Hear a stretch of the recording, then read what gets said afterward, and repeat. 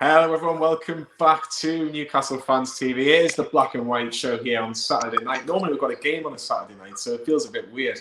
But welcome to everyone that's watching, and a big hello to Lee Lawler. How are you doing, Lee? I'm good. Cold though with all the snow. It's turned ice. I'm good. Yeah, I've nearly stood about 3 or 4 times today, so I'm glad that I'm in my warm flat now. And a big welcome to Holly. Holly, welcome to the show. Thank you. Looking forward to be on again. I know you've been on everybody's channel at the minute, so you're definitely getting there. People must like you, so we'll keep it going. Hopefully you can get more people to like you with this show tonight. But it's all about you. It's your show. And if you want to get involved, you can do it via our WhatsApp. It's 0747 6497 166. That's when you'll be guaranteed to have your message read out, and Lee Lawler will do his magic a little bit later on to get that in front of your screen. So make sure that you get that throughout the show. We'll mention it a couple of times. I'm waiting for you. Get them in. Before we start the show, a big thank you to our sponsor, Manscaped. Go to manscaped.com and get 20% off your order with the code NFTV, which is obviously Newcastle Fans TV.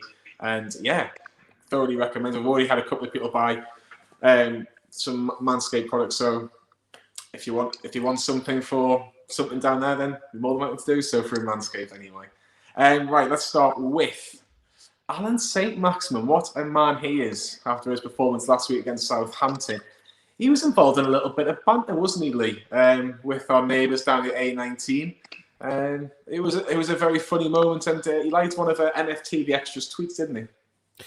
He did. He's brilliant on social media, and he's trolling the Mackhams. Obviously the first one on the right-hand side, Premier League calendar, looking for Sunderland season after season. Obviously, because Sunderland haven't been in the Premier League for, what is there, something like 5 years now? Oh, it's a long time. It's not the first time that he's trolled a Mackham back. In a world where not many footballers speak about social media, they're quite reserved, and in fact, a lot of the footballers' accounts are run by somebody else.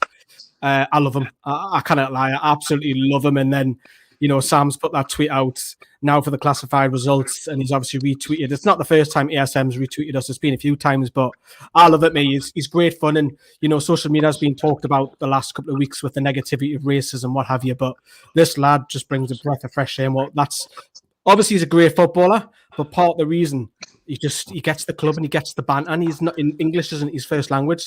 More of it, please. Yeah, Holly, Allan Saint-Maximin played superbly well last week against Southampton. They didn't know what to do with him, but little moments like the one against Sunderland, where obviously Shrewsbury beat Sunderland in the week, and everybody's saying, what division is Shrewsbury in? It's League One. It's a League One game. But I think that's why Newcastle fans just love Allan Saint-Maximin, don't they? He's one of the most popular players, if not the most popular player at the club. Yeah, because it's great that the things that he says and does off the pitch as well as on it, because he interacts with the fans really, really well. Like you said, a lot of other players seem to be more reserved and just kind of post about the game and stuff like that. But it's great that he has a bit of banter with the fans and stuff like that, and it's nice to see. And he gets the club and just has a great relationship. Yeah, I think that's the most important thing, though, Lee, isn't it? Is that players that aren't particularly from the northeast, maybe not even English players, just kind of get Newcastle United, don't they? And if like Allan Saint-Maximin was helping the likes of, say, other players that come through the club, it'd be brilliant, wouldn't it? I love it. I think if it's positive and it's used the right way, social media can be a fantastic tool as well as a negative as well. But with ESM, as I said before, Johnny, he's as Martin in the comments does this every week. By the way, every video he does it for us. So Martin, hitting the likes if you can't help, that'll be lovely. I think he's the funniest man on Twitter. If not, because I don't know many. Take away Newcastle, you go around the rest of the Premier League. There's not many footballers who actually tweet much and tweet funny stuff. They always talk about the performance or a bad performance or a red card if they're being sent, what have you. But I love it. I think you are sometimes worried about footballers using the social media for the wrong reasons, but he uses it for the right reasons. Sometimes he's a little bit daft on Instagram where he's driving with his mobile and stuff like that, which is wrong. But in terms of Twitter, I love it, mate. I want to see more of it, but used in the right way, though. Yeah, of course. And that's the biggest thing of everything that Lee rightly says with all the negativity. It's nice to see a little bit of positivity with social media with footballers at the minute. So we'll hopefully talk more about that throughout the coming weeks with Allan Saint-Maximin, hopefully more Newcastle players in the future. But a negative, 3 big injuries for Newcastle. And Holly, I'm going to let you start with Fabian Schär. He's definitely going to be out for at least 8 weeks with, it looked like almost like when I first seen it, it was like a jarred knee. But when you look at it again, it's a difficult one to take for Fabian Schär. But 2 months out, you're looking at probably at least April. Do you think maybe we've seen the last of Fabian Schär at Newcastle because he is out of contract at the end of the season, Holly? That's what I'm worried about. Like, I think he just started to come back into good form. Obviously, he was great when he joined us, and then when Bruce took over for Rafa Benitez, he dropped off a little bit and his form wasn't as good. And now he just started to look back to how he was in the 2018-19 season when he was at his best. And I thought, like, he would finish the season like as a constant starter and have a really good run, and then I thought he'd get a new contract in the summer, but now that could completely change, and I'd still love to see him get a contract, but I have a feeling that the club won't offer him one, which would be a big shame in my opinion. If you were Lee Charnley in particular, or Mike Ashley, would you offer him a new contract? Definitely. Like I said, I know he's not had the best season, like in the start of the season, and even last season he didn't do that well. But lately, I really think he's starting to get back on top of his game, and I think that would have continued, so I would have certainly given him a new contract.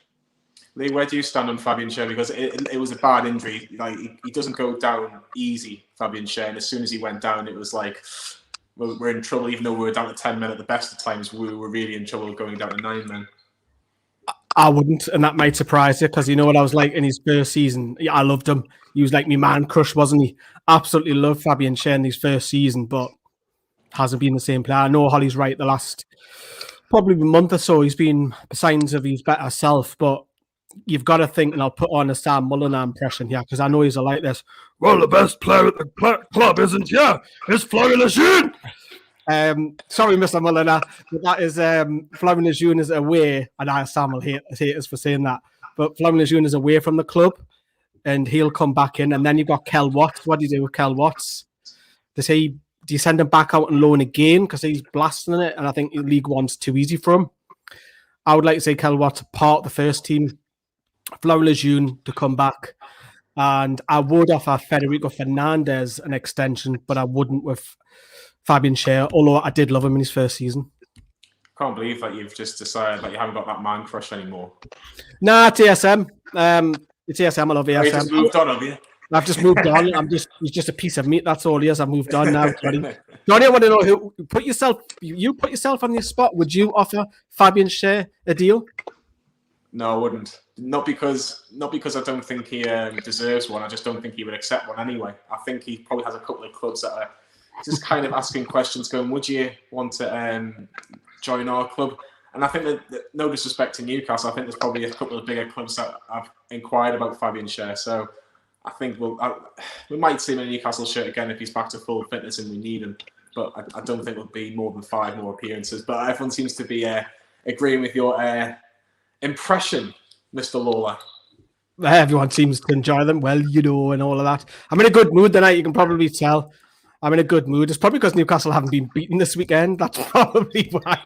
I know, definitely. Keep your comments going. Remember, the WhatsApp number is on your screen. It's 074 764 97166. Just quickly before we go on, we'll talk about Javier Manquillo. The scores today: Leicester 3, Liverpool 1. Not really significant towards Newcastle, but probably the most significant one is Palace 0, Burnley 3. Burnley move above Newcastle in the league, which is not great. Newcastle currently off 17th. Brighton are playing Villa at the minute is 0-0. And Man City flying high, 3-0 win over Spurs. Holly, Javier Manquillo, me and Sam, I'm sure you've seen so many videos discuss right backs, and we always end up in an argument over some right back or right wing back. But Javier Manquillo, we would probably both agree, me and Sam, is probably the first choice right back at the club.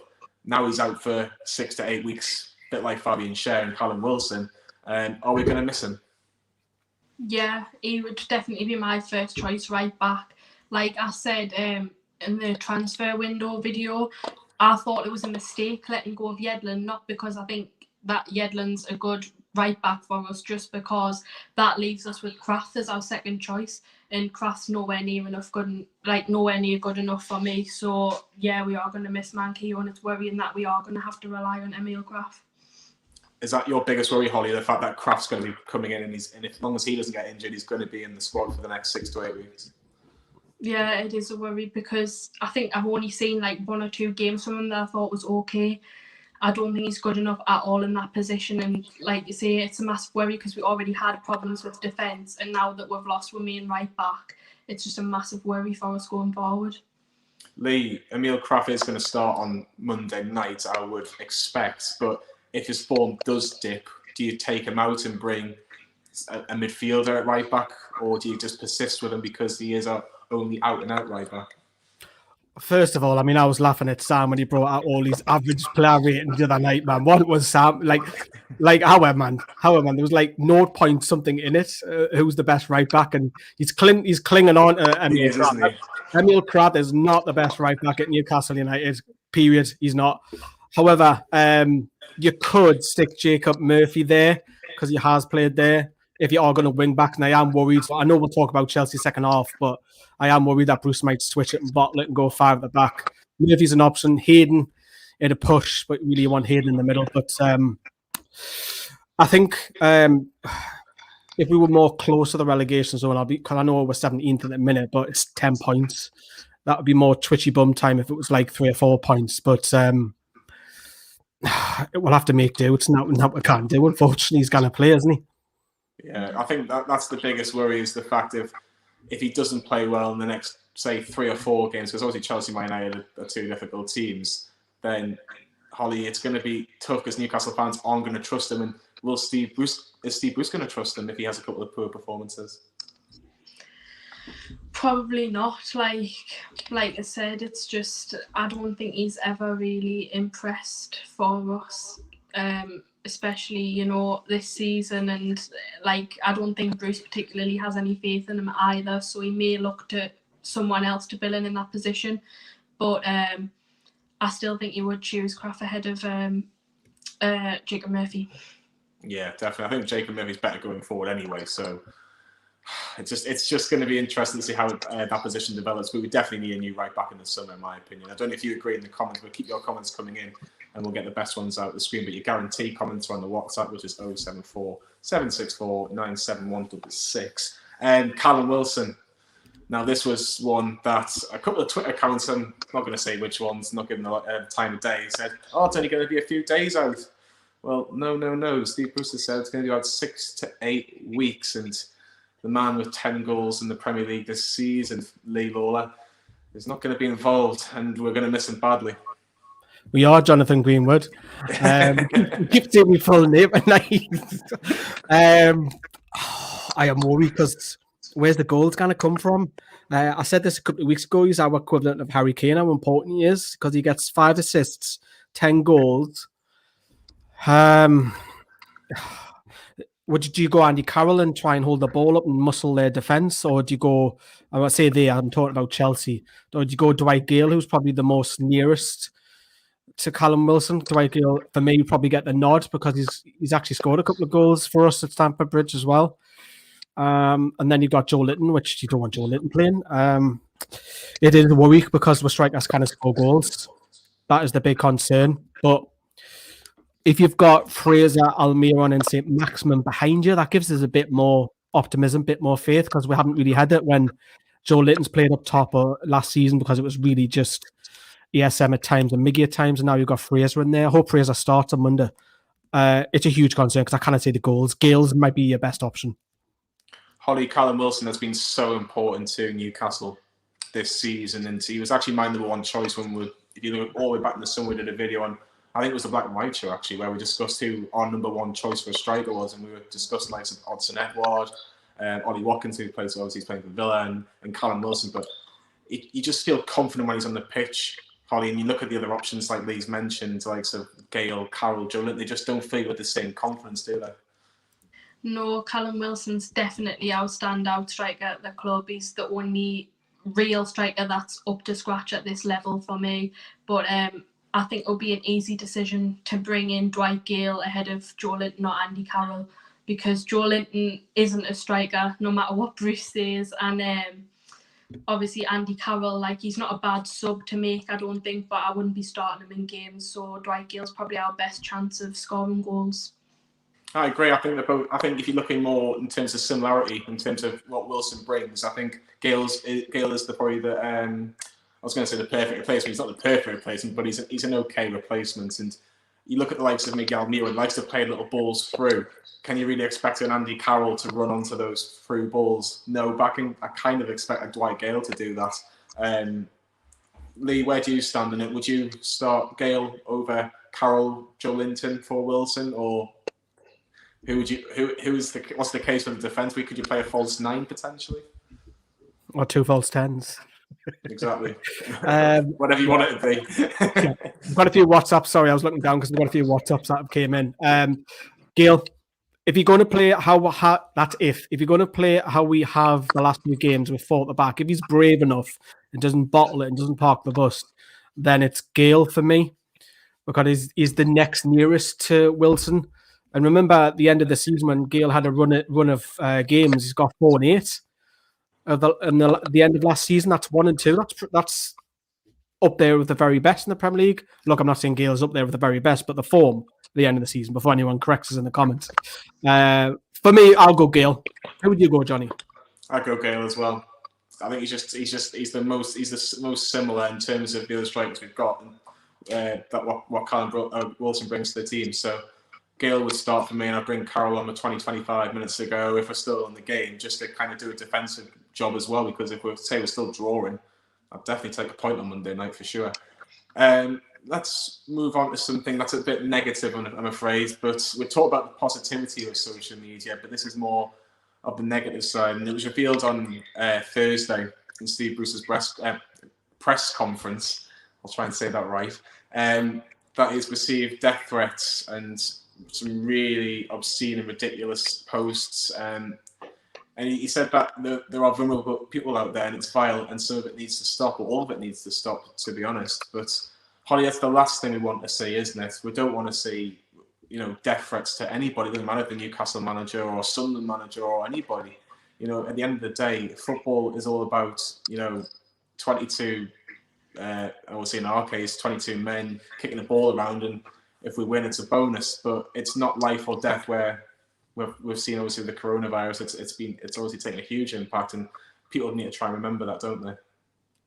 Yeah, that's what I've said since we found out about it. Like, obviously, me, you, and Lee all love football, and everyone watching this show will, but it is just a sport at the end of the day, and people's lives and stuff like that shouldn't come into it. There's no room for, like, threatening people or anything like that, and we're all allowed to express an opinion on what he does on the pitch, because obviously we're the ones that's watching them week in, week out and supporting them, and we'll have every right to criticise him as a manager. But when you're seeing things like the hope he gets coronavirus and death threats and stuff like that, it's just too far and it's not acceptable. And those people, in my eyes, aren't Newcastle fans. Well said, Holly. Lee, I'm sure you echo what Holly's been saying. Yes, it's not that. I think I don't think anybody on NFTV, as far as I'm aware, calls him cabbage heat or anything like that. I know it's a funny term, but it might get to Steve Bruce. And look, we don't know if the death threats have actually come from his job in Newcastle, because he didn't really specify, did he? He just said he has received them. So that could be in the past, because he's managed about 4 different city rivals: us, Sunderland, Sheffield, Birmingham. Who's the other one? He's managed another rival. Off the top of my head, I'm sure he has. But look, it's not right regardless, and it's the same as racism, same as political views or religion and stuff like that. We've all got opinion. I've been upset. Steve Bruce, I've come on the last word and ranted and raved and really, really pissed off of him in terms of the performance, but it didn't get personal. Criticise him, he needs to get out of the club, and I'll still echo that. He needs to get out of Newcastle United. It's not good enough. But when it gets to personal stuff, that's when you cross the line. Because I've had it on Twitter. I was abused on Twitter, not so much nowadays, but I have been in the past, talking 3-4 years ago, and sometimes off another YouTube channel which does similar stuff to us. It's not nice. It can get personal, it can upset you, but it might not upset that person. It might upset the person around you as well, if they've got family, if they've got kids. So it's not just one effect, it's a domino effect on 3-4 people. Just be careful what you put on, and if you are going to say it, think before you tweet. Is that saying isn't that's going around at the moment? But I've said this, and I've said this to you, Johnny, a while back. There should be ID brought in. Period. You shouldn't have a social media account unless you've got some sort of government ID. Simple as that. Then they can trace you. Yeah, I think that will become mandatory in the next. I like to think next 3 to 6 months. I think that will become mandatory because it is just getting ridiculous. It's going too far. And Alex Bruce obviously was on TalkSport the other day speaking to Jim White on his morning show, discussing that very incident, and that it's gone too far. And he's obviously been blocking people because of obviously these vile comments. And so it's just, I suppose it's just natural, Holly, is if you've got like a family member, he's gonna back his own family member up, and rightly so on this occasion. Yeah, like if it was my dad or any of my family members, like I wouldn't want to see that. So I can understand why he's blocking fans, because he just won't want to see that. It's just negativity, and it's just not right at all. And like obviously, like Lee said, it has a knock-on effect to the family, and there's just no room for it whatsoever. 100%. Right, let's move on to some strange news, actually, Lee. I don't think he was your man crush. I don't think he was any sort of crush, and that was Achraf Lazaar. He's joining Rob Elliott at Watford on until the end of the season. Surprised? I'm surprised it's an English club more than anything, because when he there was obviously that strong rumour. I'll stick it on camera for you. What was that rumour going around that he wanted to break his contract a few days before, maybe a couple of days before the transfer window was going to close, and he'd done it? I actually thought he might go back to Italy. Very surprised it was Watford of all teams. Lazaar Bazaar, as I call him. To be honest, we followed him on our Instagram account, Newcastle Fans TV, and I stopped following. I deliberately stopped following because it was all selfie posts. It was more like a model. It was more like an, "Ooh, look at me, I'm taking a selfie with my slick black hair, sunglasses on." I got sick of it. That's what he became known as. Unfortunately, people are going to laugh in the comments on that, but that's what he's going to remember for at his time at Newcastle's, taking selfies. He's a grown man. What's he, 30? And all of that, and it's about 6-7 selfies constantly every day. That's what he's known as, unfortunately. Yeah, no, it's just like he played a couple of games in the. I say he played a couple of games in the Premier. I think he played one. I think he played 10 in the Premier League, but it was more the Championship that we've seen Achraf Lazaar. Do you think that's his level, the Championship? Maybe. I don't think we got to see a great deal of him, but even when we did see him in the Championship, I don't think he was particularly outstanding. So I'm surprised that Watford wanted him, to be fair. Like, if I was Watford, I wouldn't have wanted him. But I hope he does well, best of luck to him. But like I said, probably maybe a lower half of the Championship, but I certainly, if I was a side chasing promotion, I wouldn't want him. Just a couple of things there, Johnny. If you remember when we got beat off Wolves 4-0 in pre-season, and Lazaar, I mean, he was awful, wasn't he? I mean, 2 of the goals, man, he was horrendous. Even that alone, you could see why. I mean, I think one of them was that he came running over from left back and decided, "Oh, I'm going to run over to right back," for no reason. We conceded. Just very, very strange signing by Rafa. And Rafa has got a couple wrong, and Rafa's a genius, and we love him and all that, but you got a couple of things wrong. I just want to point out as well, just going back to Bruce about those death threats. It was only 2 weeks earlier that he was getting love letters in the mail. So, I mean, fascinating, isn't it? I mean, 2 weeks ago he was getting fan mail, and then 2 weeks later he's getting death threats. So, when he says stuff like that, when I go back to Bruce, I think he needs to be a little bit more clear when he's talking, because when he comes on, I don't believe him. I know that's horrible to say. I know death threats might be true, but 2 weeks prior, saying he's getting fan mail, it kind of be, you know what I mean? So every time, in fact, I didn't listen to Stevens' press conference. I just get them off Sam when he puts them on Twitter. Yeah, look, I think there's certain stuff that you would say is truthful. Now, I think the death threat is a truthful statement from Steve Bruce, because I don't think you'd make that up. Just in my personal I don't think you make it up, but I think you need to be a little bit more clear, because have the death threats come from Newcastle fans? Have they came from when he was at Aston Villa or whenever? Because it puts the impression that it's us as fans that we're doing this on social media. So you need to be a little bit more clear, because 2 weeks ago he was getting fan mail. So it's a case of like trust. Next time he speaks, he's going to come. He might come out something stupid on Monday night. Well, we played well in 20 minutes, and we didn't play well in 20 minutes. It's stuff like that. It's like it confuses you, and you think, "Well, wait a minute, we didn't play well. Why are you saying that?" So you need to be a little bit more clear and think when he comes out and speaks. But yes, death threats, if they are true, and I'm sure they are, bang out of order. Whether it's us fans, but you need to be a little bit more clear, or it's fans in the past from previous teams. This is your last chance in the first half to get your WhatsApps in. And the number is on your screen. And again, we'll read them out before the end of the first half. And you've got another chance in the second half. It's 07476 497166. A couple of things before we go on to the WhatsApps. Season ticket information. I'm a season ticket holder. I'm on the we're gone. long-term deal. And I got an email off the club about potential refunds, how much I'm in credit, what I want to do with my ticket. I'll tell people what I'm in. I'm in what's called Group 1, and that's I'm actually not going to get another payment until March 2022, which means that I've got basically a free season ticket next season. And a happy meal. I know. I was waiting for that. Obviously, because my personal was I'll keep on paying it for hoping that it will be the case that next season that we can go back into games that I'd not have to pay, and that's what's happened. So I've kind of been very fortunate in that extent. But Lee, for some other people, it's not necessarily the case. No, you've got clarity, Johnny. After a long wait, I haven't still. I've got, and this affects Sam as well, because I paid for 2 tickets for the Manchester City FA Cup tie where we got put out. Me and Sam were going to sit next to each other. Obviously, they got cancelled. Haven't had that money back yet.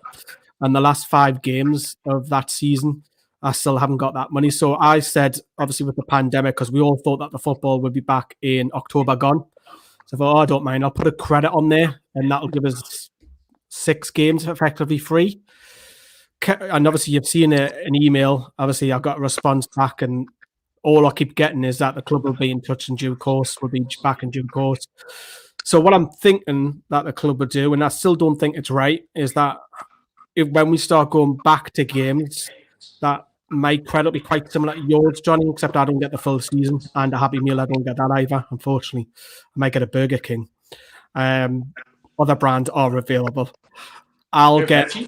You're a veggie? You're not gonna you exploring me secrets? How man? I am a vegetarian, and I'm proud to be one.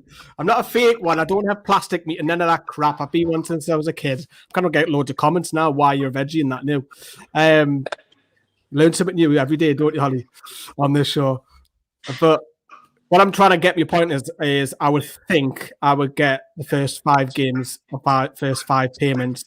Sam will get his 15 quid, and I'll get 15 quid credit. So it'll be credit of equivalent of 5-6 games for me. But they're just not clear with me. That's the disappointing thing. And shock horror. Holly, do you think the communication between the club and its fans under the Mike Ashley regime has been actually has it ever been good, or has it just been really, really poor for the majority of the time? Yeah, it's been poor. Like, it's never been good. They never make things clear. They're very secretive about stuff, and this pandemic's highlighted it, I think, because where you see other clubs doing stuff to sort out these problems months ago, like even towards the beginning of the pandemic, which will be coming up to a year, our club's just kind of been quiet about it. Like, I'm a season ticket holder, but I'm not on the long-term plan, so I've got all my money refunded, luckily. But it is shocking, and I don't think that they should have had the credit thing, because obviously I know it was people's choice to do it, but they didn't actually know when we were going to return to the stadiums. So I could understand if they knew we were going to return in X amount of months, but they had no idea. So for me, they should have just refunded everyone, and certainly at this stage, they shouldn't be owing anybody money. It's been practically a year since the coronavirus pandemic really took full force on everything, not just football, everything. So the fact that it's still taking a year to get some people's season ticket money back to people, I think it's just absolutely ridiculous. I really do. And the fact that, I don't like the credit thing, because that's like going to Sports Direct, and like if you say you've got the wrong size by accident, or you got the wrong I don't know, say a different type of colour, you don't actually get your money back. You've got to buy something else within the store. Which that was my thing, because I thought, we're going to be back in October. Yeah, and it doesn't look like I can change that now, because I went for credit instead, where I get 5 games and 15 quid for the FA Cup. But obviously, we all thought we were back by October until lockdown 2.0 came back. Look, it's going to be next season until we're back in. But I've seen in the news that the coronavirus figures are going backwards today, so that's a little bit more positive. And it's 15 million jabs by tomorrow, I think it is, off the top of your head. Yeah, so 14 and a half have already been jabs, and they wanted to get by 15 Monday, million by the 15th of February. Yeah, by Monday. A day earlier. Which is two days. So, we'll be bottom. We'll get ours last because we're fit, healthy, under the age bracket, what have you. Work from home. Some of us work from home. So, yeah, we'll get ours late. But let's just hope it's before the season starts, so we can start going back to games. Go on, Johnny. You got to say something. No, you're right. No. I'm just going to say, I think you might get it before me and Holly, but we'll let people... I won't, I won't, because I'm still in the youngest age bracket. I work from home. Yeah, I don't go out, I don't. Yeah, so I'll get it last, and me. We'll see. You might get a phone call on Monday. I'll tell you what. We'll finish off with some good news before I get the WhatsApps. Newcastle's probably best ever player, Alan Shearer, is on Newcastle Fans TV tomorrow night. Lee and Holly, and fantastic work by Mr. Mull. I don't give him a lot of praise on the channel in front of everybody, but I will on this occasion. And I'll also be giving some praise to Sean Wade from the Magpie Group, who's really been a massive help to Newcastle Fans TV in the last couple of weeks with the whole Twitter debacle. Hopefully that'll be resolved next week. But Alan Shearer will be on Newcastle Fans TV with Sean and Sam to discuss his foundation and a fantastic competition, Holly. It's the 250th goal, match-worn boots, the captain's armband, and the shirt itself. What a prize, and it's all for a fantastic cause as well, Holly. Yeah, it's a really, really good prize, mostly for a great cause. I'm definitely going to get a ticket nearer the time, and it'll be great for whoever wins that, because that'll be absolutely amazing to have. And then obviously it's just so good, the work that he does with the foundation, and it's really inspirational and gives the Northeast area a good outlook, because it's just great work that he does, obviously, with all the people in the Northeast. And I can't wait to watch that video tomorrow. Like I said earlier, I'm very jealous that he's got to speak to him, so I'll be looking forward to watching that one tomorrow. Yeah, sounds very much. He was like a kid on Christmas Eve yesterday when he got told he'd be interviewing Shearer, and I've already seen the video. It was recorded yesterday, but yeah, I'll definitely watch it tomorrow night. 8 o'clock tomorrow night, Lee, is that right? Yes, 8 o'clock tomorrow. Sam's Internet goes. I will say that. You want to applaud it. Sam's Internet goes. I make him look a lot better, so I've edited and crisped it up and made it look good. You'll enjoy it. It's 20 minutes of Alan, and obviously he's trying to raise money for the competition that closes at the end of the week, I believe it is.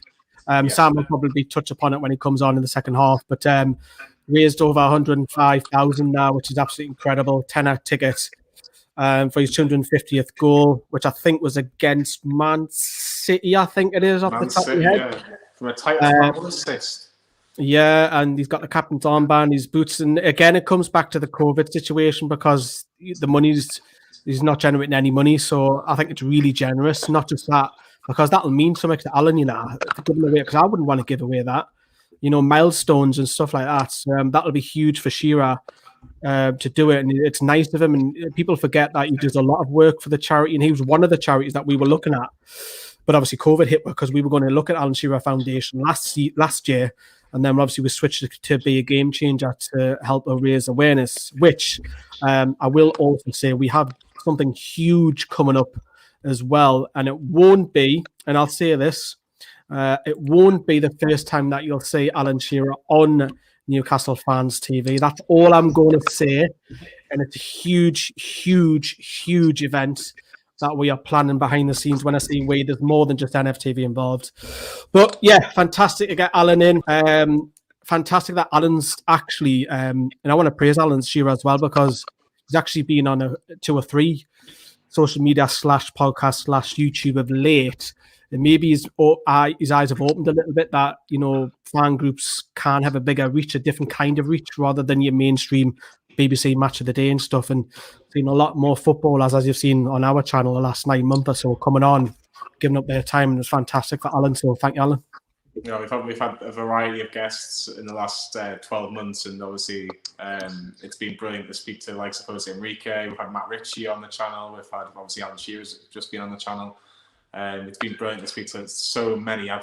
We've lost count on the channel in the last 12 months, but it's been brilliant. And it is good to see, Newcastle's greatest ever player, some would say, or he's definitely Newcastle's greatest ever goal scorer, on so many different fan channels, because, fans make clubs, and it's a brilliant interview, as Sam does with Sean and with Alan Shearer as well, and thoroughly recommend you watch it. To talk about Sir Bobby Robson, of course, and Man United get mentioned as well, so you'll have to listen to that particular conversation. But let's get those WhatsApps, Lee, so we can get this first half wrapped up, and then we can talk Chelsea versus Newcastle in the second half of the Black and White show.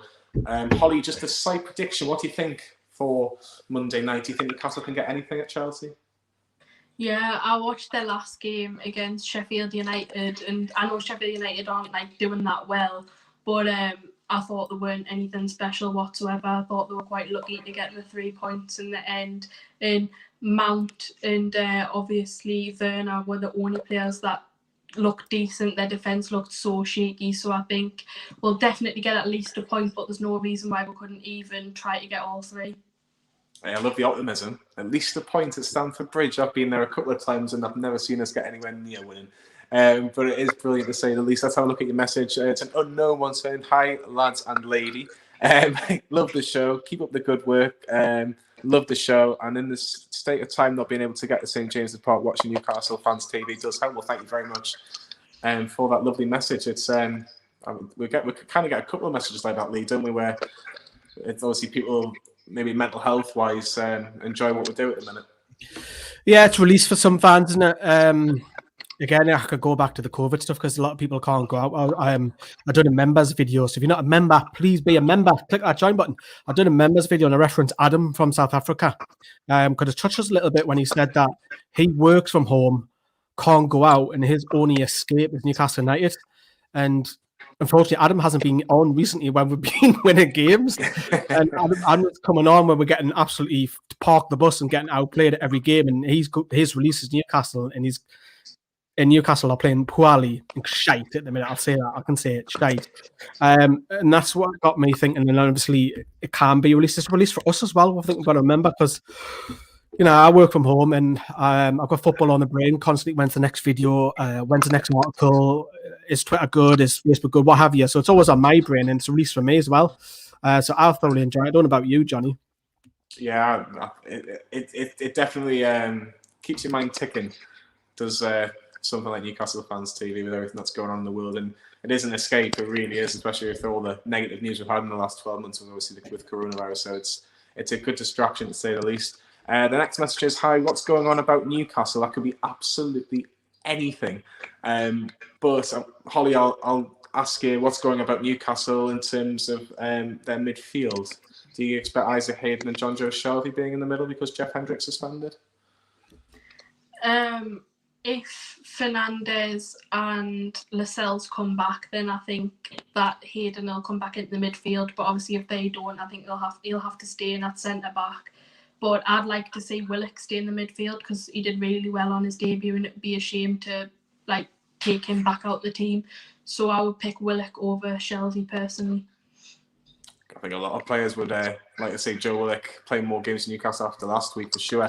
Lee, I'll let you talk about this one. Where do you stand on players that are out of contract? Would you like to see them stay, or are you happy to see them all go if a takeover happens or doesn't happen, rather? I've already said Fabian Schär. So I'm not too bothered about if he stays or not, because I think the forms will be very different. I would with Federico Fernandez. Kieran Clark's already just signed one. Dion Riedland's gone. Dwight Gale, we need that position strengthened. So for me, I'd let Gale go because I don't think Bruce is going to get sacked. I think Bruce will keep us up. Dwight Gale's not playing any football. That's why I'd let him go. I wouldn't in terms of, I think he is second best choice, but the lad gets 10 minutes, sometimes 5 minutes. I think he's getting wasted. 31. Now I wouldn't keep Dwight Gale because he's not getting played enough because of Bruce. And I would with Fernandez. That was from Connor, wasn't it? It was, yeah.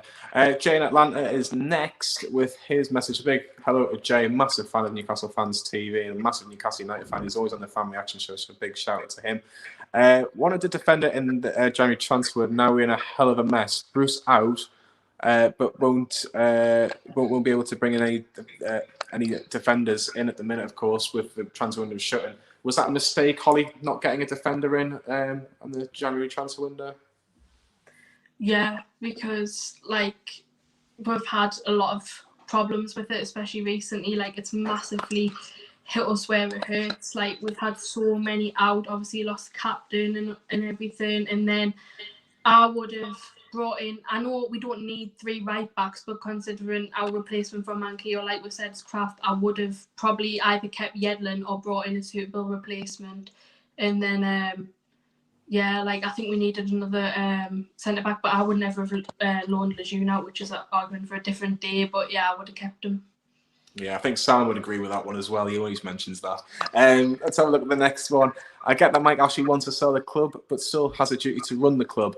The January transfer window should have been big for us, and we needed another 3 players in. Willock was a good signing, but we needed a striker who's at the same level as Wilson. We needed a centre back due to many injuries, and a central defensive midfielder. I think Hamza Chowdhury was obviously heavily linked in January. We are in a relegation fight. Why should Bruce get the blame when the owner is not putting in any money? It just shows that Mike Ashley will always get away with stuff like this. So why do the fans focus on Bruce and when we have a really poor owner?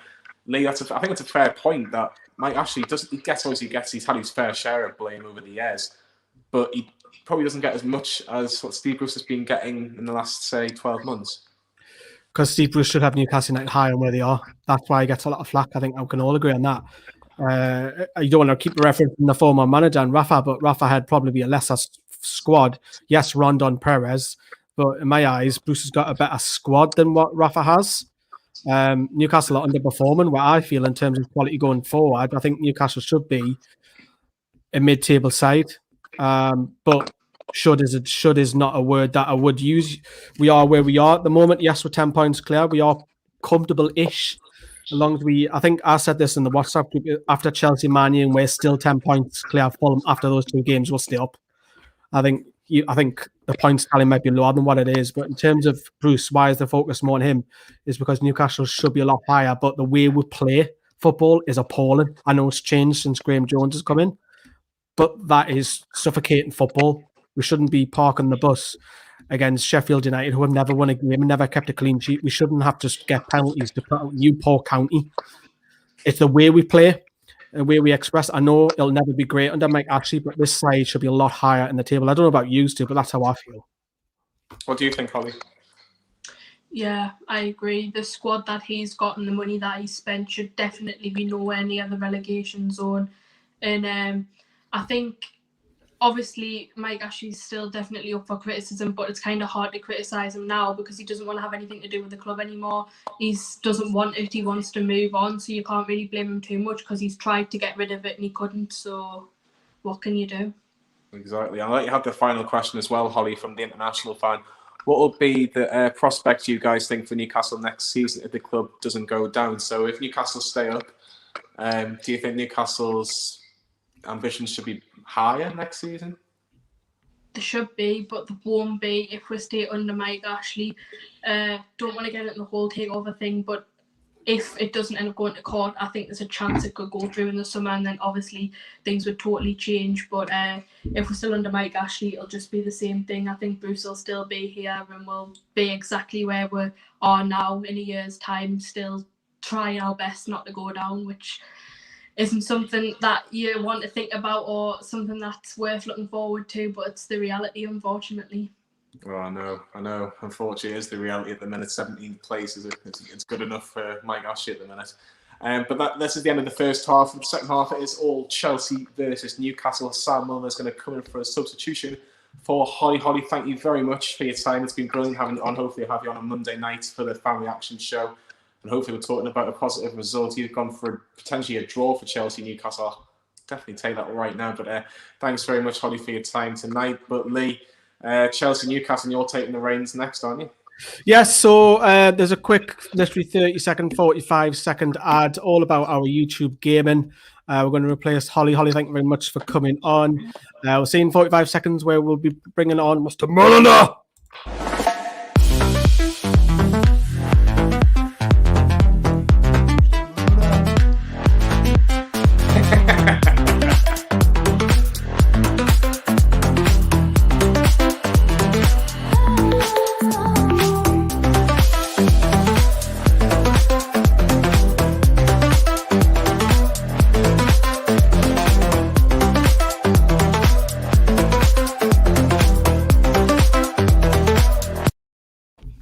And we are back, people. We are joined by frozen Mr. Mull. Oh, he's moving. He is moving, Johnny. I'm not fucking frozen. Stop saying I'm frozen every bloody time. It doesn't happen all the time.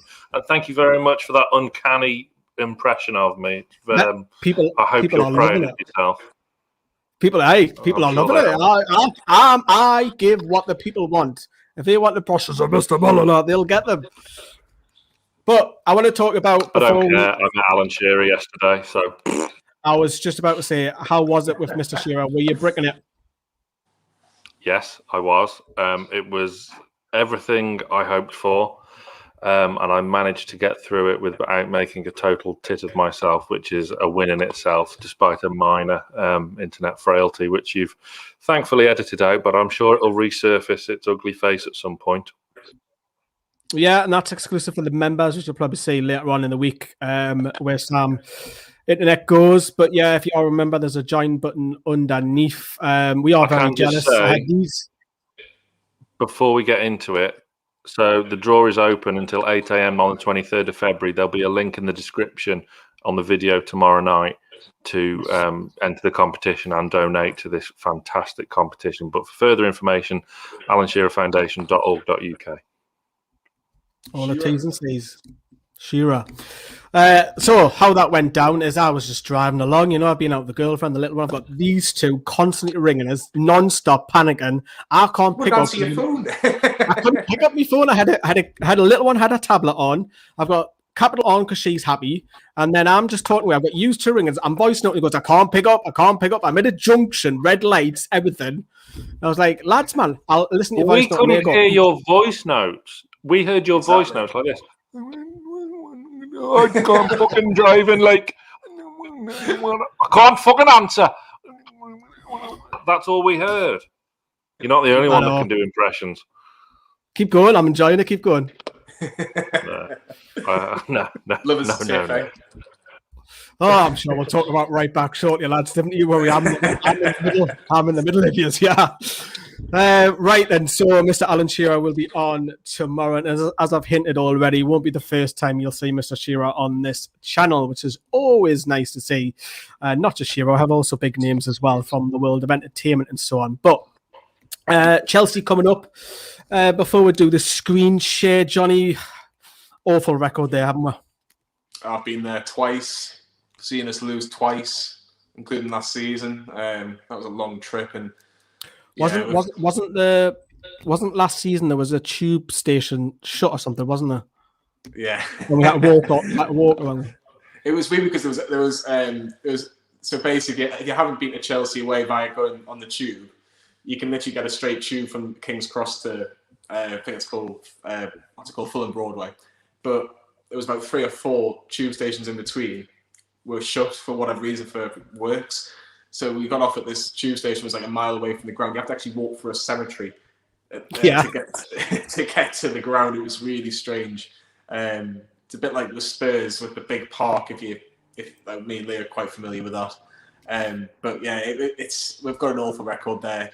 The only good time that I can remember for us at Stamford Bridge was my 18th birthday, where Newcastle won 2-0 with 2 amazing goals from Pape Cissé, and we were 5th in the league. It just seems like yesterday that day. It was. It did feel like yesterday. Them 2 worldies, and did we win the League Cup as well? That's a hell of a game. Season before, wasn't it? Yeah, it was that 4-3. That was the 4 when Sammy was banging in. Great shout. Chinese Geordie is back, being a member. Why did you leave and come back? You know, don't you get enough of our memberships? Come on, people, come on. Thank you very much, Chinese Geordie. Yeah, I remember that night because we obviously walked with Johnny through the cemetery. Thought, we'll see you in Newcastle, Johnny. 20 minutes later, we're seeing him at the same tube station with all these drunk lads, all these drunk mates, proper packed metro, metro tube, because it's the same thing.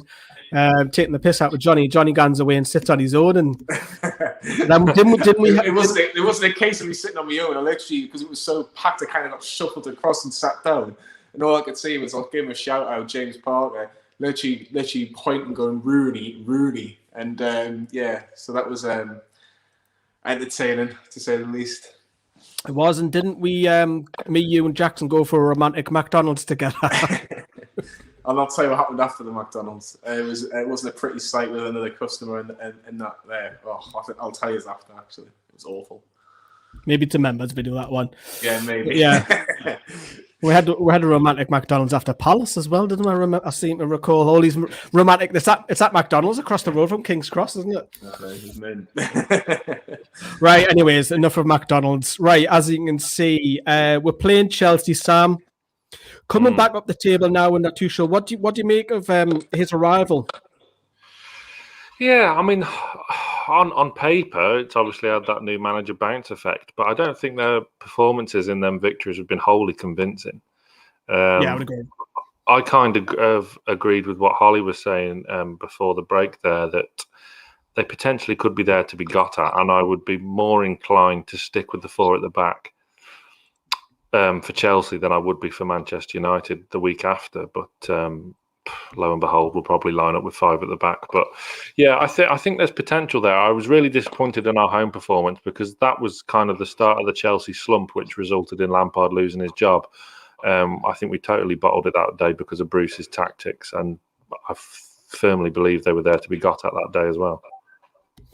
Yeah, so remember, keep your WhatsApp coming. We will be reading them out. You'll see the number appear literally right now. So there you go, 0747 649 7166. If you are not in the UK, just replace that 0 with 44, and we'll read your messages out at the end of the show, which will probably be about 20 minutes or so, roughly. But Chelsea, I would agree with what you've just said there, Sam. I don't think the firing, they're keeping more clean sheets under Tuchel. He is rotating quite a lot. Obviously, they've had different strikers up top, different left backs, and so on.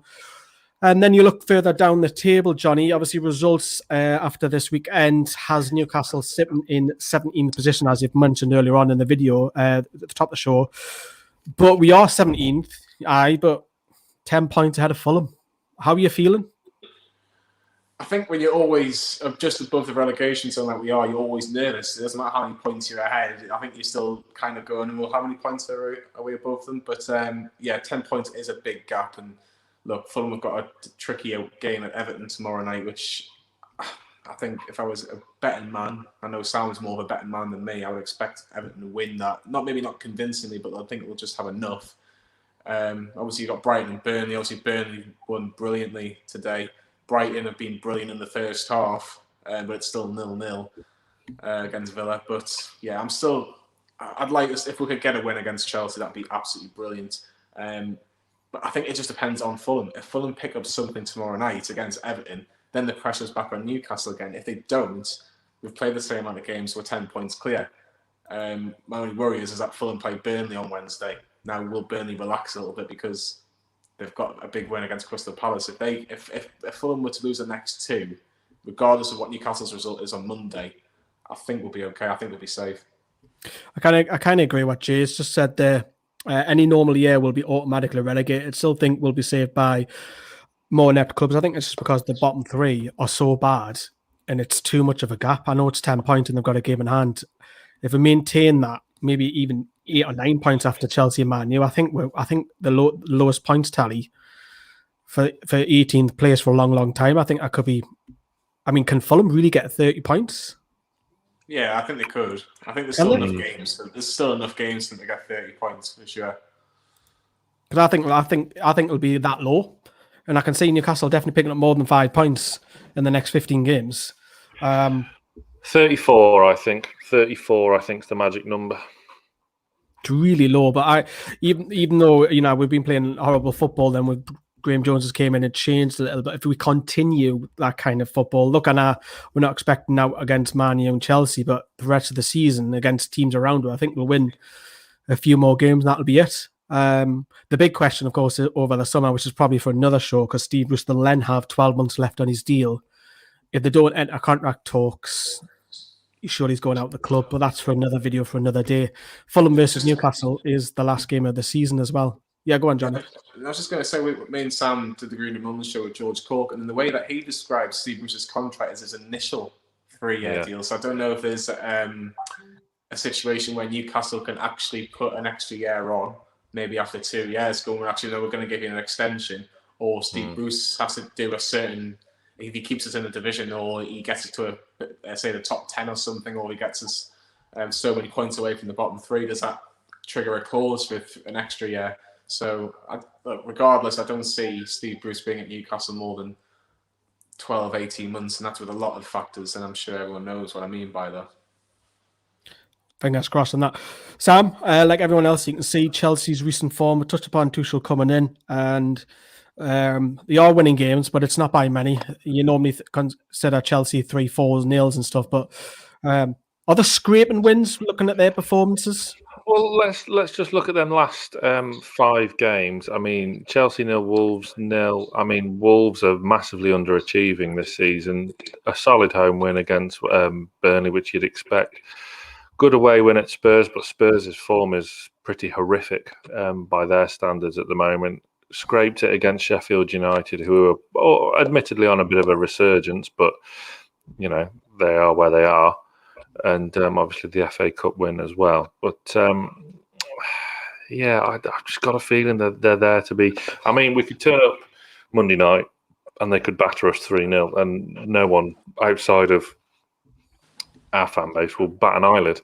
But I just think we might... The draw as well, is that the 11-2, the draw? Yeah, you're a betting man, so is that the best shout? I would think so, or maybe back Newcastle as draw no bet. So you'd probably get about 7s on that. Interesting. Sam, you're the expert. You tell me. Is that good? I'll just know. It's worth a go. Other betting companies are available. So Chelsea's form. We'll also take a look at where are we? I've got Newcastle's last 6, and look at Christ. Look at all them L's. Scroll down. There we go. It looks a bit. The more you scroll down, the better it looks. Yes. Obviously, we had that horrendous 11-game streak, and Graham Jones has obviously come in. Johnny, how do you go in at Chelsea then?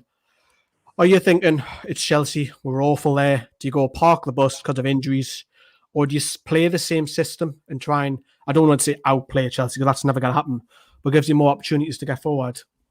There's an argument for both. I think, look, I would personally go with what we did against Southampton, what we've done against Everton and Palace, and go forward at the back, just because I think the players are a little bit more comfortable with the formation that we're actually playing at the minute.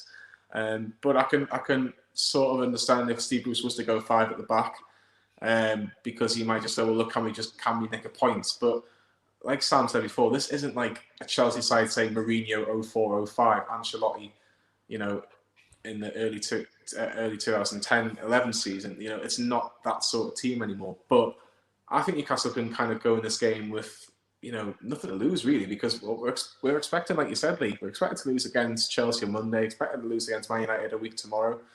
Just go in there and just showcase yourself. And if we can get the first score, then they're putting the pressure on Chelsea, because a win for Chelsea puts them in the top 4. They'll be expecting to beat us on Monday night. So I'd go 4 at the back. I'd let Willock and Almiron have that space to, really basically make Chelsea's defenders have a difficult night. But I would be slightly disappointed if we went 5 at the back, but I can understand it as well. Sam, you're doing a members video for all the members. Again, another coup. A coup? No, not a little perk that you can get being a member. You're obviously More doing of me. Is that a perk? Well, it could be for some people, Hey, there's plenty of fish out there. What would you? Because obviously you do 2 comparisons. You have the team that you want and the team you think Bruce is going with. Can you just tell us what you think Bruce will go with from that members video?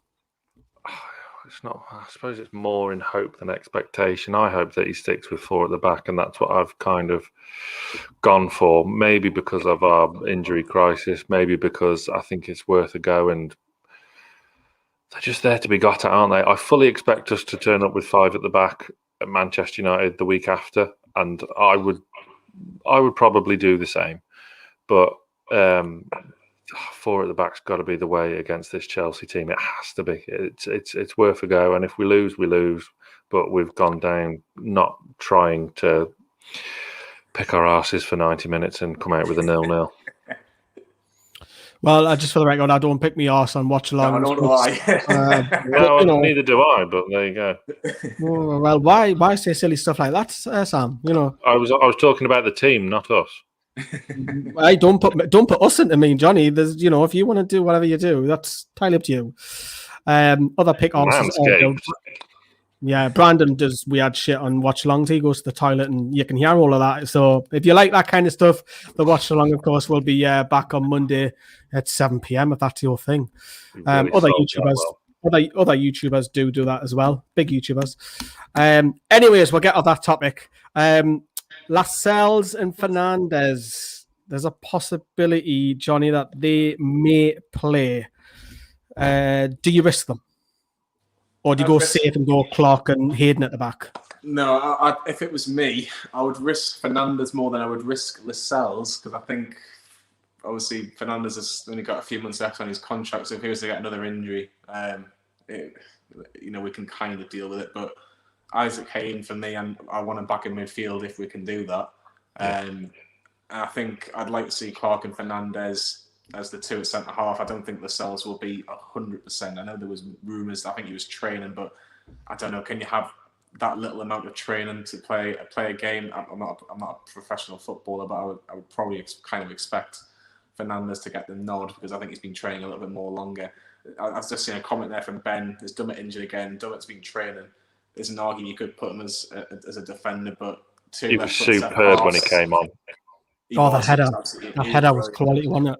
Yeah, that was a brilliant header towards the end of the game. So, look, I would go personally Fernandez and Clark if Fernandez is fit, but I would only play Lascelles if Fernandez wasn't available. But it's just because I'd like to see Lascelles play more games towards the back end of the season, because I think we miss Lascelles more actually at times, just for his leadership more than anything. Because when he has an excellent game, we're noticing more. For whatever reason, like he has had sparks over the last couple of years where he's had exceptional games, and hopefully we can get a few more out of him. Yeah, we've obviously talked briefly in the first section when we had Holly with us, the striker. But do you think Sam Willock will be allowed to? Oh, you might see me black and white cat there. Perfect timing. Hello, Coco. Yeah, hello to you too. I don't know if you heard that meow there. I just wants to say hello, everybody. Go on and walk. Whilst Lee is playing Dr. Dolittle, just for the record, I would go for Clark and Dummett at the back. Clark and Dummett. I was going to ask you about Willock. Do you give him a license to try and get forward? Absolutely, you do. Really grew into the game, especially obviously in that first half. Second half, he had to dig in as they all did heroically. But that's exactly what we wanted to see. Arriving in the box late to get on the end of layoffs and crosses. Exactly why he's been brought in. So that was really good to see. So we want to see more of it, especially if Hayden is going to be pushed back up into midfield with Shelby, because as we see there, Hendrick is suspended. So it'd be nice not to have him for a game. You probably won't see the Longstaffs because some of the fishies going on there, so I fully expect it to be Hayden, Shelby, Willock. You see that, Sam, because now you've got obviously Hendrick out, Wilson out, Manquillo out. Who else is out? So there's another Fabian Schär. There's now 4 spaces available on the bench. So you would They'll think both be on the bench. They'll both be on the bench. Murphy's another one. He'll probably come back in 3. And then who knows? Christian Atsu. You just never know. No, Richie and Elliot Anderson will be ahead of Atsu, surely. Yeah. Well, you would hope so. I just want to take a look at Chelsea's squad. They obviously got abundance of talent there. Johnny, who's stood out for you this season? A player who is literally in a massive debate in terms of attacking midfielders for England, and you've got obviously Phil Foden from Manchester City, Jack Grealish, Aston Villa, James Maddison, who was brilliant today for Leicester, and then you've got Mason Mount, who Gareth Southgate seems to love at England, and he's been exceptional for Chelsea this season. He really has. Tuchel hasn't played him in one game, and Chelsea didn't win, and that was the Wolves 0-0. It was a really poor game, actually. And they could have done with Mason Mount starting that game. He only came off the bench in that game. He really is. He has been Chelsea's best player this season by a country mile. You could argue Reece James has been up there as well. And Thiago Silva's had his moments, but Mason Mount's been so consistent. He's a real threat. He's got a good set piece on him as well. And he really does galvanise that midfield going into that attack for Chelsea. He does create so much for them, and we have to watch him on Monday night. Possibly if Hayden does start midfield, maybe do a man mark on him. That's giving them quite a lot of respect, but he's been so crucial at how Chelsea play this season. So he's the one for sure that I'll be worried about. Sam, where's the weakness in Chelsea? Tricky one, because you look at that squad there and you think, I mean, I tipped this lot to be challenging for the title. I mean, that's kind of fallen by the wayside, hence why Lampard lost his job. Weaknesses, tricky one, because defensively they've tightened up, haven't they? So before you would look at Zuma and say, right, we can get it in, maybe stick Andy Carroll on him, because obviously there's a decision to be made there. Even Rudiger's got a mistake on him. Exactly. So, I mean, Andy Carroll's good at ruffling feathers and being physical, so it should be tailor-made for someone like that. But that's a debate for in a couple of minutes, I fear. But there's a lot of players there who are underperforming. So if the likes of Havertz and you know, there's been little kind of glimpses of ability from Werner at last. So if they click into gear, we could be in trouble. I mean, I'm expecting Tammy Abraham to start ahead of Giroud on Monday just for a bit more pace angle, because our centre-backs are all pretty slow. Is Thiago Silva fit for this one? He's 50-50. I don't think he'll make it. He'll not want to go against Andy Carroll. He'll not want to go against Andy Carroll. No way in hell. He wouldn't have played against someone like him. Nah. Get Andy Carroll against Thiago Silva. I'd like to say that. Sam, you've just made a great point. Obviously, I know you've put that graphic up on the socials. Jeff Hendrick has scored more goals than Kai Havertz. What do you make, Johnny, of the 2 big German signings, Havertz and Werner? Because I've watched Havertz in the Bundesliga, and I watched a lot of it at the end of last season, and I was raving on about Kai Havertz. What a player. 19 goals or something he got from midfield, and really, really struggled. I think the Premier League just is a massive surprise to him. I think he hasn't expected how difficult it is. You know, there's a couple of poor German teams in the Premier League. There isn't poor teams in the Premier League. Sheffield United are bottom of the league, but I don't think they're the worst team in the division. And like I say, Chelsea only just scrambled a win, as Hoddy mentioned last week against them. So, look, Havertz and Werner, I think, look, they're both obviously not on massive form, but I wouldn't necessarily rule them out that they'll have a better season next season, or maybe a better end to the season, in particular in Werner's case. I think it just takes one goal that hits off his head, his backside, you know, his knee, anywhere. I think that could start a run for him, because he has got quality. You know, Liverpool looking at him as well. Obviously, Liverpool left the race for Werner, and Chelsea snooped in. So, look, I would say Werner's more, I don't know, what's the word I'm looking for? He seems more comfortable than Havertz does. I think Havertz is struggling. But you look at Hakim Ziyech as well. Hakim Ziyech's another player that's not really done a lot for Chelsea. I think that's why Lampard's got the boot as well. I know obviously Sam's mentioned that, you know, Lampard, you know, didn't get them in the position where Chelsea's board expect them to be at. But if you said at the start of the season that they got all these players in, you would have gone, yeah, they're going to be up there. It just hasn't worked out for whatever reason. But if Werner was to get a goal against Newcastle, it wouldn't surprise me because he has got a bit of quality and he was involved for both the goals for Chelsea last week against Sheffield United. So maybe there's some small signs of confidence. Yeah, Hudson-Odoi has been playing well as recently since Tuchel's come in. But what's the odds, Sam, of Jorginho getting a penalty? Because I don't know about you. We take the mickey out of Man United getting a lot of penalties, but Chelsea have had a lot of late. They have, but Darlow will save it anyway. It'll be fine. I wouldn't worry. He did with Fernandes. He did with Bruno Fernandes, didn't he? So I'm sure he'll do the same with Jorginho. But yeah, I mean, they've got the look of the VAR, haven't they? So I mean, Jorginho's a good player. I don't like it when he plays alongside Kante because I only think you need one or the other. But yeah. Right, let's have a look. This is the predicted lineups from whoscored.com. Interesting, they've gone with Giroud ahead of Abraham. Saint-Maximin up top. I don't say that happening, mind you. No. Do you think Joe Linton's due a game? Sam? Not. Or Johnny? Go on. No. No, I mean, it is a bit harsh. I'd rather see Carroll up against because I think back to Carroll's not done a lot wrong this season. It would have been nice to have seen him score more, but when he's only been chucked on for 30 seconds at the end, played really well first game of the season against West Ham, played very, very well in the FA Cup game, should have won us the tie at Arsenal. I'd like to see him hassling their centre-backs. Like Christensen's there to be got at. I think it's more of a game for Carroll than it is Gale. Joe Linton dug in well because he came on in horrendous circumstances, didn't he, at Southampton? Worked hard and dug in as the rest of them did. But no, no, just not for me. And if he does play, then he'll be left up top isolated again because we'd have no doubt lined up with 5 at the back.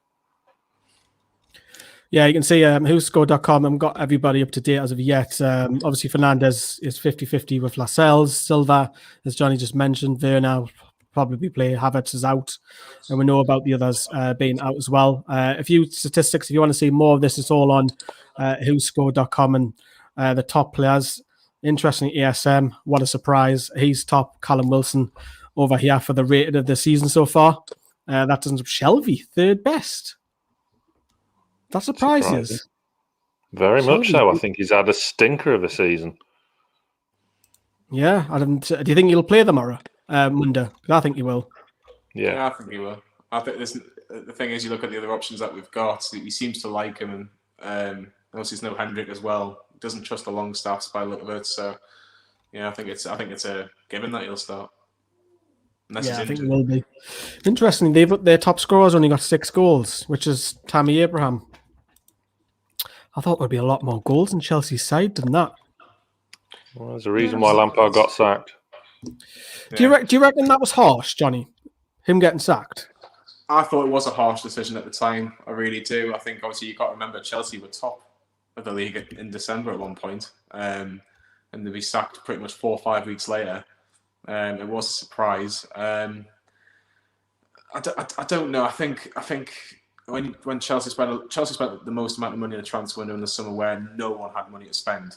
So, like Sam said, you would be tipping them to be in the title race, and they're not in the title race; they're in the top 4 race. I would say at the minute the title race is Man City and Man City at the minute. But no. Chelsea's expectations are we need to be minimum in the title race, and they're not. So I was surprised.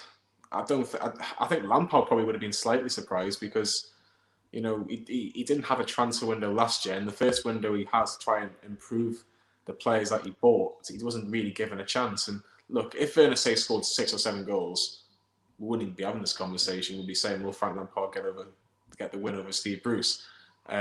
Who would have thought Frank Lampard would have been sacked before Steve Bruce halfway in December? If someone said that to you, I think you'd be tearing your hair out. I have been. So I think it's a fascinating one. I think Lampard, you know, it wouldn't surprise me if anything was to happen to Steve Bruce that he's not in the running. I think I've seen something he was about 9-10 to 1 to be the next Newcastle manager on Sky Bet, which isn't a massive surprise to me. But Yeah, look, Tuchel's come in. He's done all right, hasn't he? They haven't lost yet in the next round of the FA Cup, and they've got the points that you kind of expect them to. At worst, get a point against Wolves. Wolves are a bit tricky. Sheffield United and teams like that managed to pick up results against. So, yeah, I'm not surprised, but I think Lampard will have a lot of offers regardless because of who he is. Right, we've got WhatsApp coming up. We've got 3 WhatsApp messages that came through. I've just had a look there. So if you want to get your WhatsApp in, you can see the number on screen. Get them in now. I want to just play a clip because Brandon, I don't know about you two, but Brandon loves loving romantic movies and stuff with his girlfriend, doesn't he? I think you two know what's coming, but this is part of the watch along. If you haven't seen our watch along, I mean, this is the stuff that goes on. Just take a look at Adam in this. I don't remember the name anymore, but the movie with Lady Gaga in it as well. And what's this guy's name? All the girls like this guy. What's his name, man? I don't know. It's about this country singer. It's from last year. I know what you mean, but it's a fucking woman's film, man. Go on, Miggy's in. Go on, Miggy. Come on. Yeah! Get in, Miggy!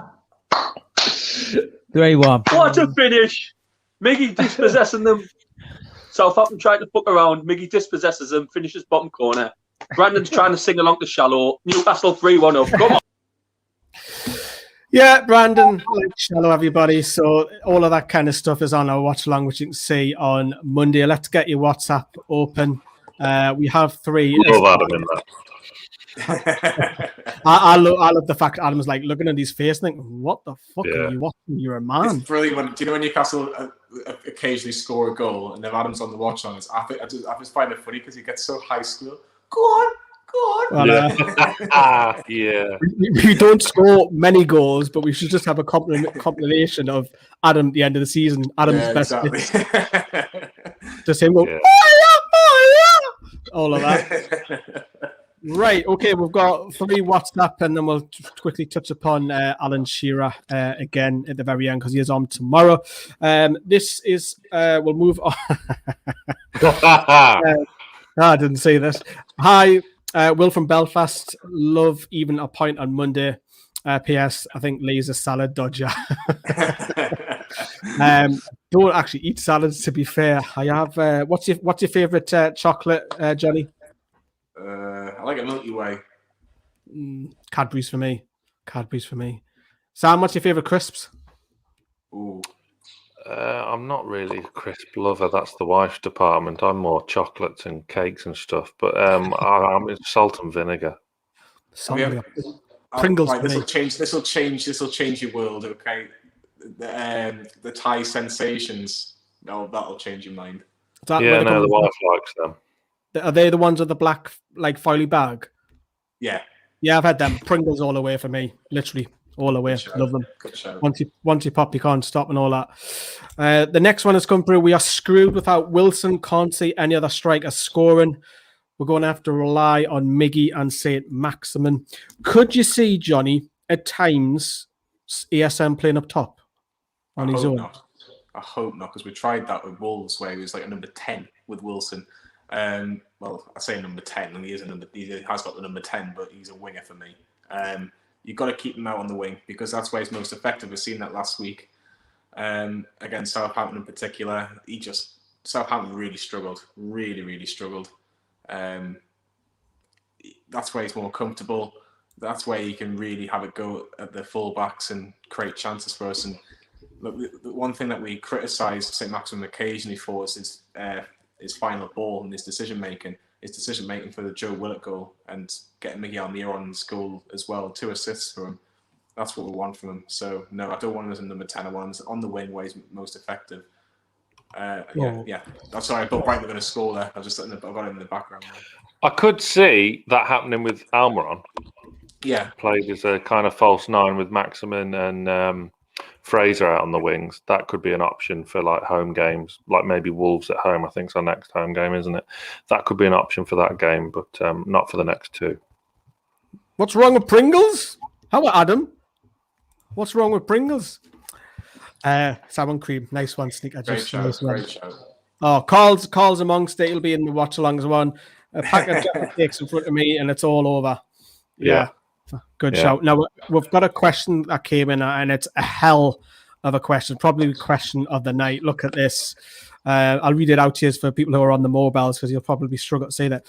Who would you say, lads, was the best midfielder we had at Newcastle, and how does Hayden rank alongside the likes of Gary Speed, Dyer, Batty, Janus, Boya, Cabaye, and Chioti? I think there's two questions there then. Who is the best centre midfielder?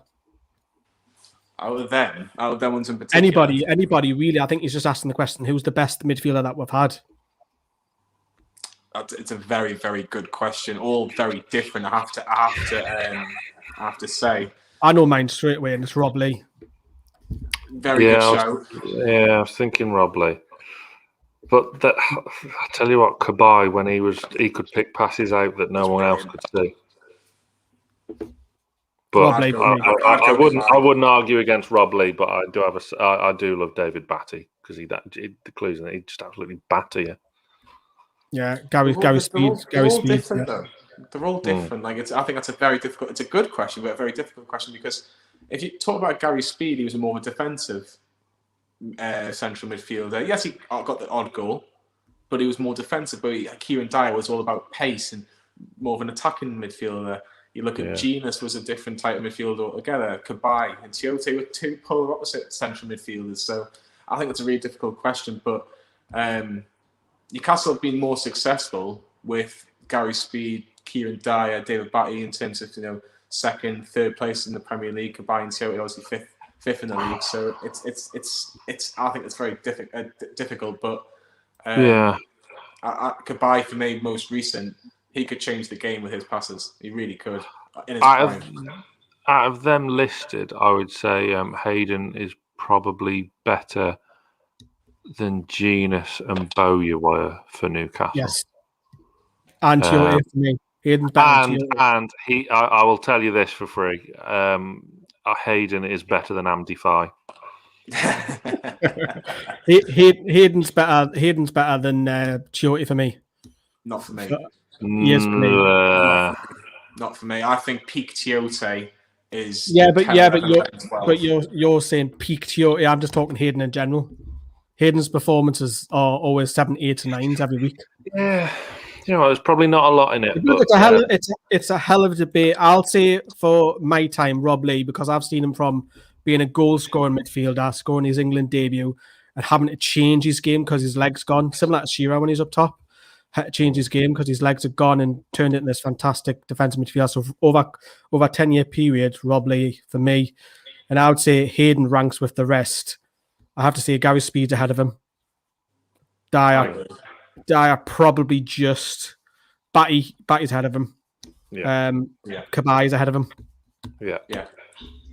Is Clarence Acuna? Oh, he's a hard man though. Clarence Anyone? Acuna, No. Okay. No. Wouldn't want to get on the wrong side of. You wouldn't want to get on the wrong side of Clarence Acuna. No chance, would you? No. Right, last question of the night. Unknown says, "Hi, it's Aaron.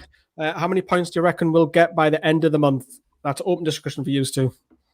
We've got 3 games until the end of the month. So Chelsea, Man United, and Wolves. I think we will get 1 more point. I think we'll nick a point against Wolves at St James's at the end of the month. I agree. Andy Fire Colback.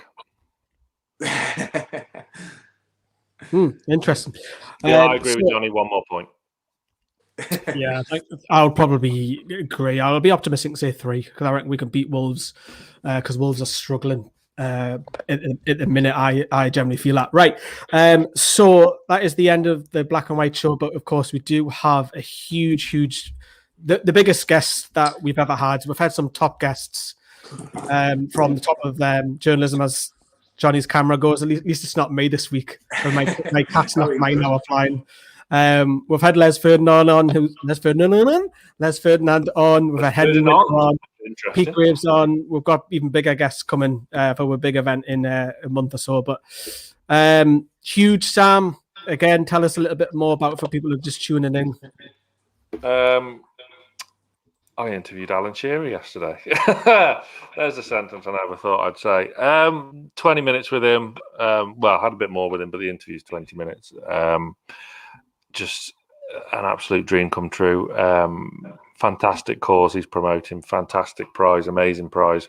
We've got some other questions in there as well that are really interesting and fun as well. I make Alan Shearer laugh, which is the highlight of my life.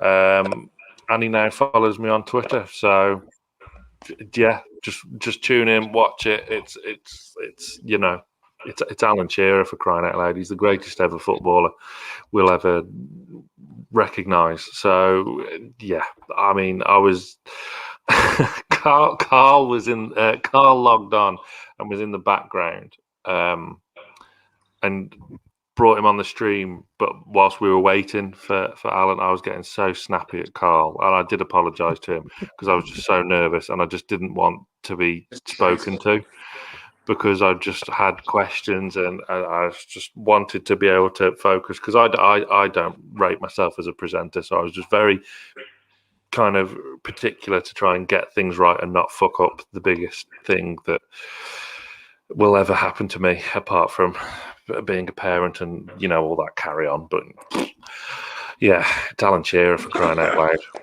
I'd never met him before, so hopefully, you know, who knows what the future will bring. But it was an absolute honour to speak to him, and yeah, what an absolute sound man, and as I say, dream come true.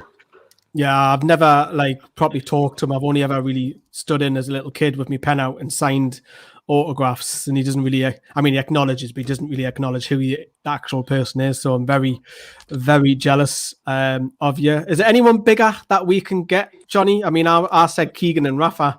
That would be up there, wouldn't it? I wouldn't put Rafa in that category, in my personal opinion. I think obviously Alan Shearer, we all know who he is, and I think Rafa, obviously, in recent times, you know, we all adore him for what he did at Newcastle and the very difficult circumstances. But I think you look at Keegan, Shearer, I think they're the top two for what they brought. And I think there was a fantastic article, I don't know if people have seen it, on The Athletic with George Colton, who we've had on the Green and Mullen show very recently, about with Alan Shearer interviewing Kevin Keegan. It was a perfect way to wake up on a Saturday morning. It was kind of like, well, I just fell in love with my club again. I really did. It was lovely, because Kevin Keegan symbolises what it means to be a Newcastle fan, in my particular opinion. And yeah, Keegan would be the one for me to speak to him about the 90s and what he would want if he was still involved in the club now. But we've got a couple of guests, which I think it's going to be quite an emotional Green and Mullen show. I'm not going to say who it is, but the members know. The members know. Well, you have to. If you remember, you'll know obviously who we're going to be speaking to next week, and it mentions one of the midfielders that we've been talking about before. So that's a little Andy spoiler. Farr. Andy Farr, yeah. That'll be quite an emotional one, but I think Keegan's probably the one I would love to get on Newcastle Fans TV, because just the positivity we brought to that club, and the passion. Oh, it'd be brilliant. Yeah, it'd be fantastic. Whoever got Kevin Keegan on. I love how everyone in the comments are saying, get such and such on, get such and such on. Do you realise how difficult it is? Jesus Christ. Yeah, we've got a few contacts, but we kind of it's hard. Trust me, Sam does most of the chasing for us now. Johnny's obviously got one very, very recently as well, so I won't reveal. But yes, we are chasing, and I hope you do enjoy that. Because again, it's good for us, it's good for them, and it's good for you as well that are watching. So again, 8:00 UK time tomorrow night, Mr. Alan Shearer. I'm sure it'll be all over the socials tomorrow. I'll make sure that the Facebook lads and me and Sam and get it scheduled. How we might even just dedicate the whole day Alan Shearer, since it's a Sunday. We've got nothing else to do. Do you know what? It'll be Alan Shearer and Kevin Keegan, because it's Kevin Keegan's 70th birthday tomorrow. Oh, fantastic. We're going to do Keegan and Shearer all day on the socials. That is it. Thank you very much for Mr. Greenwood presenting the first half, Mr. Mulliner coming in the second half, and I haven't forgot about yourself, Ollie. Thank you for chipping in as well. That is the Black and White Show. We'll do more of these when we don't have 2 games in a week, because it takes a little while to build this. If you are watching, you know, we want to thank you for the graph that we've put in for the last hour and a half. Have a good weekend. Newcastle haven't been beaten because we haven't played. We'll see you tomorrow, 8 o'clock for Shearer, and then we'll do it all again on Monday night with me at 7 p.m. Ta-da, everyone. Bye-bye.